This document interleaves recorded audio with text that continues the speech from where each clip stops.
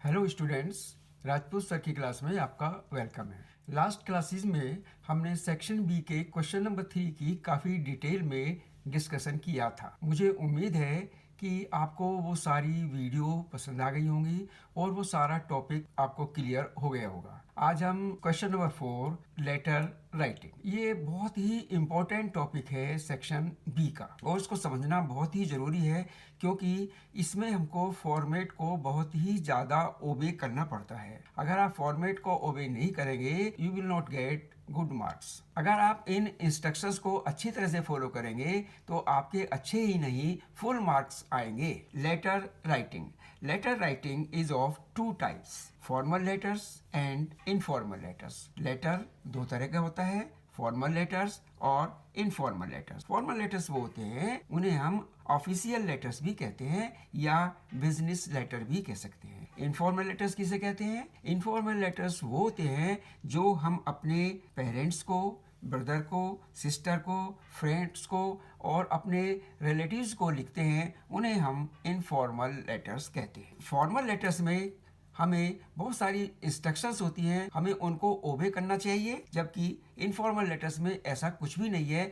Formal letters को लिखने के लिए आपको एक पर्टिकुलर फॉर्मेट का ही यूज करना पड़ेगा। अब बात करते हैं कि ये क्वेश्चन कितने मार्क्स का होता है। तो मैं आपको बता दूं कि ये क्वेश्चन 6 मार्क्स का होता है। इसकी मार्किंग स्कीम को मैंने कई पार्ट्स में डिवाइड किया है। नंबर 1 का है कि इसका फॉर्मेट में हम क्या क्या चीज़ें लेते हैं। अभी मैंने आपको बताया था भाई हमको फॉर्मेट को ओबे करना चाहिए। फॉर्मेट में क्या क्या चीज़ें आती हैं? फॉर्मेट में आएंगी sender's address, number 2 date, number 3 receiver's address, number 4 subject, number 5 salutation, number 6 complimentary close. अगर आप फॉर्मेट टू द पॉइंट लिखते हैं और जैसे मैंने इंस्ट्रक्शन में आपको बताऊंगा उसके अकॉर्डिंग अगर आप लिखते हैं तो आपको 1 मार्क मिलेगा, क्योंकि फॉर्मेट का 1 मार्क फिक्स। सेकंड, कंटेंट, ये 3 मार्क्स का है और इसे हम कहते हैं बॉडी ऑफ द लेटर। ये मिडिल पार्ट होता है लेटर का and it is very very important. Third, expression,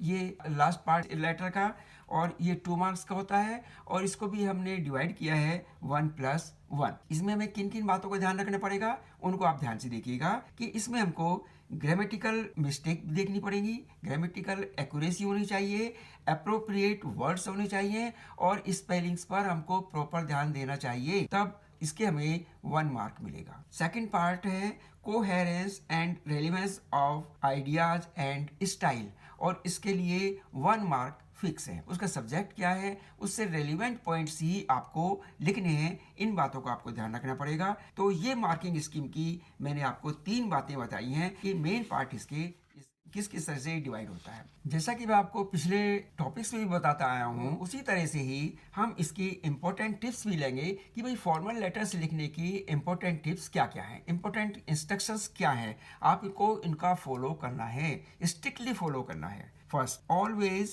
remember that you have to start each line from left hand mark. एक बात ध्यान रखना है और बहुत ही इंपॉर्टेंट है कि आपको लेटर जब लिखना है तो आपको लेटर, क्योंकि ये हमारे लेफ्ट हैंड साइड है, ये हमारे राइट हैंड साइड है, आपको पूरा लेटर लेफ्ट हैंड साइड से ही स्टार्ट करना है। आप कोई न्यू लाइन लिखेंगे या कोई भी पैरा चेंज करेंगे तो हर बार आपको लेफ्ट हैंड साइड से ही स्टार्ट करना है। Second, sequence of writing information, यानी आप उस लेटर में जो भी इंफॉर्मेशन प्रोवाइड कर रहे हैं उनको एक प्रॉपर सीक्वेंस में ही लिखना है। थर्ड पॉइंट, आप उसमें जितनी बातें पूछी गई हैं, जितनी बातें हमको बतानी है केवल उतनी लिखें, एक्स्ट्रा उसमें इंफॉर्मेशन प्रोवाइड ना करें। जितना रेलिवेंट पोर्शन है आप वही प्रोवाइड करें। आप जो भी लिख रहे हैं वो सब क्लियर होना चाहिए, यानी वो अच्छी तरह से समझ में आना चाहिए एंड टू द पॉइंट, और बिल्कुल टू द पॉइंट होना चाहिए। आप कोई भी एक्स्ट्रा इंफॉर्मेशन उसमें प्रोवाइड ना करें। Fourth point, be courteous and tactful, avoid offending. इसका मतलब ये है कि आप जब भी लेटर लिखें तो आप उसमें अपने मैनर्स का पूरा ध्यान रखें, उसमें कहीं भी ऐसा ना हो कि आप जो है मैनर्स के बाहर जा रहे हैं। Fifth point, never fail to write date in your letter. Sixth point, use separate paragraph for separate topic. जब भी कोई टॉपिक उसमें चेंज करें तो उसको सेपरेट पैराग्राफ में ही लिखें। Seventh point, the first paragraph should contain the theme of the letter. क्योंकि अभी मैं आपको बताऊंगा कि लेटर ऑफ द बॉडी होता है, उसको हमने 3 पार्ट्स में डिवाइड किया है, 3 पार्ट्स में हमने उसको डिवाइड किया है। तो उसका जो फर्स्ट पैराग्राफ होगा वो लेटर से रिलेटेड होना चाहिए। 8th point, provide the factual statement of facts, यानी आप जो भी इंफॉर्मेशन अपने लेटर में प्रोवाइड कर रही हैं वो बिल्कुल फैक्ट होनी चाहिए, ट्रू होनी चाहिए। 9th point, use simple and easy language. आप जो भी लेटर में जो भी लैंग्वेज यूज करें that should be very simple and very easy, जिससे कि लेटर मीनिंगफुल बने। 10th point, use a proper format, एक प्रॉपर फॉर्मेट का ही यूज करें। 11th point, use correct spelling and no grammatical mistake. Last point है avoid bad punctuation. Bad punctuation का आप यूज ना करें, उससे आप अवॉइड करें। बैड पंक्चुएशन क्या होता है मैं आगे आपको इसके बारे में डिटेल में समझाऊंगा।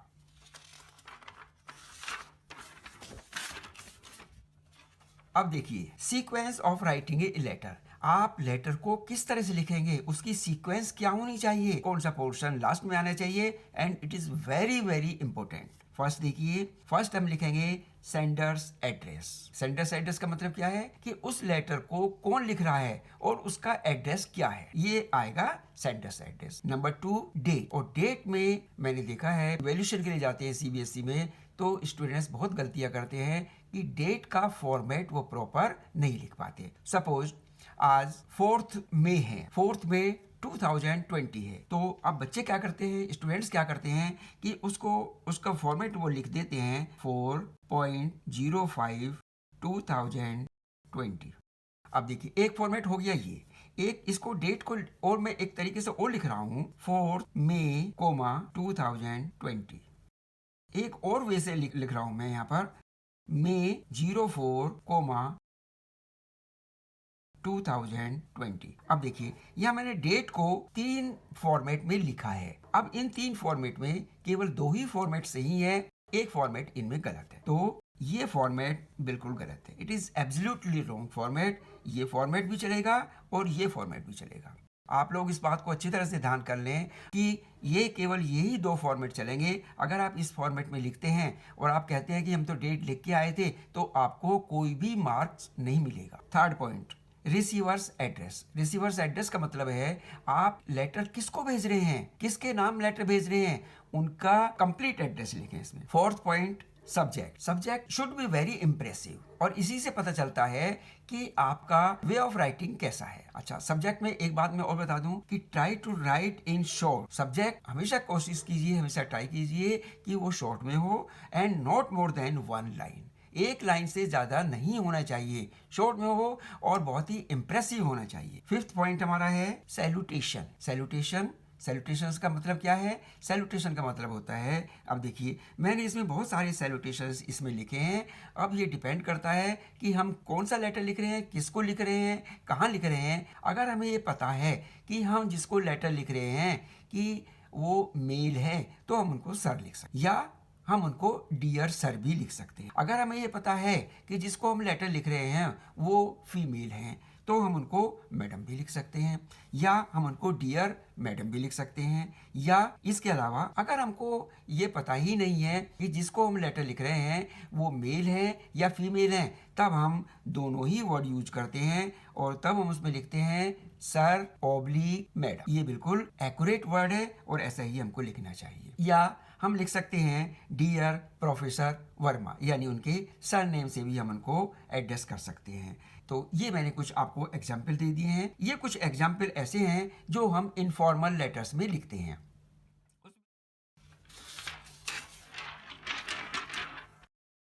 अब हम बात करते हैं कंटेंट को हम बॉडी ऑफ द लेटर कहते हैं। एक बात मैं आपको और बता दूं कि अगर आप लेटर लिख रहे हैं और आपने सेंडर्स एड्रेस भी लिख दिया है, डेट भी लिख दी है, रिसीवर्स एड्रेस भी लिख दिया है, और अगर आपने बॉडी ऑफ द लेटर नहीं लिखा है, कंटेंट नहीं लिखा है, तो आपको कोई भी मार्क नहीं मिलेगा। फर्स्ट पॉइंट इसका, this is the main part of the letter.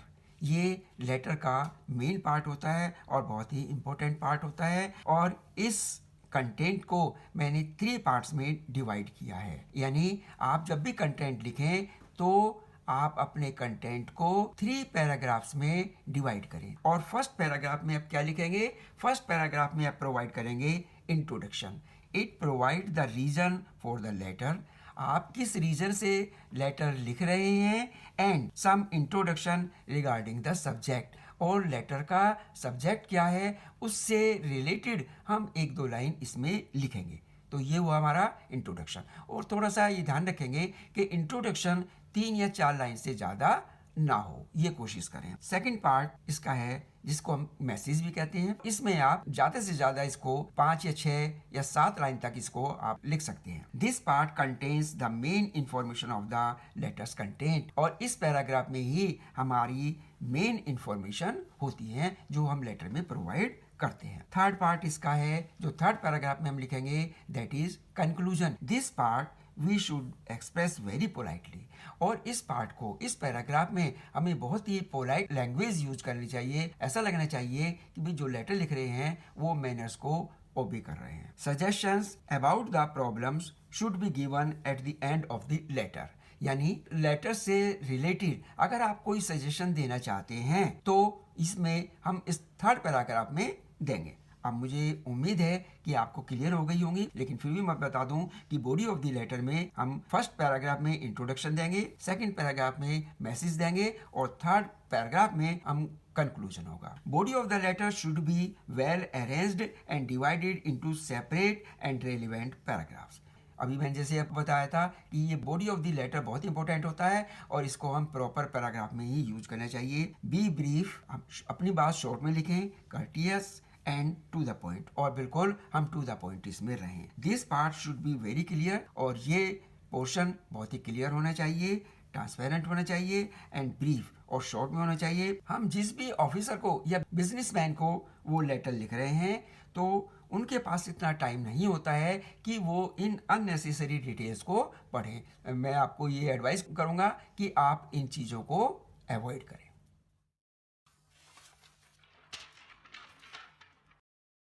7th point इसका है द सब्सक्रिप्शन। सब्सक्रिप्शंस को हम कॉम्प्लीमेंट्री क्लोज भी कहते हैं। Generally in most of the letters we write yours faithfully. अब जब हम पूरा लेटर लिख लेते हैं तो उसके बाद में हम लिखते हैं कि भाई योर्स फेथफुली, और we can write yours sincerely, या इसके अलावा योर्स अफेक्शनेटली। हम ये भी लिख सकते हैं योर्स अफेक्शनेटली। और डिपेंड करता है ये लेटर पर कि हम लेटर किसको लिख रहे हैं, लेटर किस रिलेशन में है। Yours faithfully and yours sincerely ये हम लिखेंगे जब हम फॉर्मल लेटर लिख रहे हैं। फॉर्मल लेटर लिखने में हम इन दोनों का यूज करेंगे, लेकिन जब हम इनफॉर्मल लेटर लिखते हैं तब हम यूज करेंगे योर्स अफेक्शनेटली। और इनको हम जब हम इनफॉर्मल लेटर लिखते हैं तभी हमको ये वर्ड यूज करना चाहिए। लास्ट इसका 8th पॉइंट है सिग्नेचर। सिग्नेचर तो आप जानते हैं कि आप लेटर लिख रहे हैं तो आप यहाँ पर अपने सिग्नेचर करेंगे। जब भी आप ये लिखते हैं योर्स फेथफुली या योर्स सिंसियरली या योर्स अफेक्शनेटली तो उसके बाद आप अपने सिग्नेचर करें। अब सिग्नेचर में कुछ इंपॉर्टेंट इंस्ट्रक्शंस हैं, ये भी आपको फॉलो करनी चाहिए। फर्स्ट इंस्ट्रक्शन है do not use any punctuation mark after the signature. Signature के बाद जब आप सिग्नेचर करें तो उसमें कोई भी पंक्चुएशन मार्क जैसे कोमा, फुल स्टॉप या क्वेश्चन मार्क, इस तरह का कोई भी पंक्चुएशन यूज ना करें। Second, put your full signature in formal letter. अगर आप फॉर्मल लेटर लिख रहे हैं तो आप अपने फुल सिग्नेचर करें and below the signature right your name. और जब आप सिग्नेचर कर दें तो सिग्नेचर के नीचे अपना नाम लिखें और अपना डेजिग्नेशन लिखें या अपनी पोजीशन लिखें, लेकिन इन पर्सनल लेटर। लेकिन जब हम इनफॉर्मल लेटर लिख रहे हैं, हम पर्सनल लेटर लिख रहे हैं तो अब उसमें हमें फुल सिग्नेचर करने की जरूरत नहीं है और ना ही हमें उसमें डेजिग्नेशन या पोजीशन लिखने की उसमें जरूरत नहीं है, क्योंकि ये इनफॉर्मल लेटर्स में नहीं लिखा जाता है। 9th point outside address. ये पॉइंट आपके एग्जाम से रिलेटेड नहीं है, लेकिन कभी आपको लेटर भेजना पड़े तो आपको इनको इंस्ट्रक्शंस को फॉलो करनी है कि आपको एड्रेस किस तरह से लिखना है। तो अब हम बात करते हैं format of a formal letter, क्योंकि अब हमने इसका फॉर्मेट डिस्कस कर लिया है और उसकी सारी जो इम्पोर्टेंट बातें हैं वो हमने समझ ली हैं। तो अब लास्ट में कि भाई हमें क्या क्या चीज़ें सीक्वेंस में और किस तरह से लिखनी चाहिए वो मैं आपको इसका फॉर्मेट बता रहा हूँ। फर्स्ट पॉइंट मैंने आपको बताया था सेंडर्स एड्रेस, यानी जो उस लेटर को भेज रहा है उसका एड्रेस क्या है। तो मैंने बताया था कि इसको हमें 2 और 3 लाइन से ज़्यादा यूज नहीं करना है। 2 लाइन्स में एड्रेस लिखेंगे आप और 3rd लाइन में पिन नंबर। अगर आपको पिन नंबर पता है, याद है, तो आप पिन नंबर लिखें। सेकंड फॉर्मेट में डेट आती है और डेट का अभी मैंने आपको फॉर्मेट बताया था कि इसका करेक्ट फॉर्मेट क्या है। और सपोज आज 3rd में है तो हम लिखेंगे May 3, 2020। 3rd इनसाइड एड्रेस, और इसको हम रिसीवर्स एड्रेस भी बोलते हैं। हम जिसको लेटर भेज रहे हैं उसका यहाँ एड्रेस आएगा। And it should be not more than 3 और 4 लाइन्स। यहाँ पर भी आप पिन नंबर मेंशन कर सकते हैं। नंबर 4th पॉइंट है सैल्यूटेशन। सैल्यूटेशन में मैंने आपको बता दिया है कि सैल्यूटेशन में बहुत सारे एग्जाम्पल मैंने आपको बताए थे, तो उसमें से एक एग्जाम्पल मैंने यहाँ पर लिया है। अगर हमें ये पता नहीं है कि जिसको हम लेटर लिख रहे हैं वो मेल है या फीमेल है। 5th पॉइंट है सब्जेक्ट। यहाँ लिखेंगे SUBJECT सब्जेक्ट लिखिए, या SUB भी लिख सकते हैं। यहाँ 2 डॉट लगाएंगे और यहाँ पर ये एरो का मार्क लगा देंगे और यहाँ पर इसके बाद हम लिखेंगे सब्जेक्ट। जैसा कि मैंने आपको बताया था कि subject should not be more than 1 line. तो ट्राई कीजिए कि सब्जेक्ट को एक ही लाइन मिले। 6th पॉइंट है बॉडी ऑफ द लेटर, और बॉडी ऑफ द लेटर में को हम 3 पैराग्राफ्स में डिवाइड करेंगे। Introductory para, main content of the letter and 3rd concluding para. 3 paragraphs में डिवाइड करेंगे। 7th पॉइंट है कॉम्प्लीमेंट्री क्लोज, जिसमें हम लिखते हैं yours faithfully. 8th point signature, यहाँ आप अपनी सिग्नेचर करेंगे। 9th पॉइंट है name in full, right here your name in capital letters. 10th point में हम अपना डेजिग्नेशन लिखेंगे या हम अपनी पोजीशन लिखेंगे और इसके बाद ये लेटर कंप्लीट हो जाए। आज की क्लास में हमने फॉर्मल लेटर्स के बारे में काफ़ी डिटेल में डिस्कस किया है और मुझे उम्मीद है कि आपको अच्छी तरह से समझ में आ गया होगा। और इसको किस तरह से लिखा जाता है वो फिर मैं एग्जाम्पल देकर ही आपको बताऊंगा, और उसके लिए हम नेक्स्ट क्लास में मिलते हैं कि इनकी एग्जाम्पल डिटेल्स में किस तरह से लिखी जाती है। Thank you.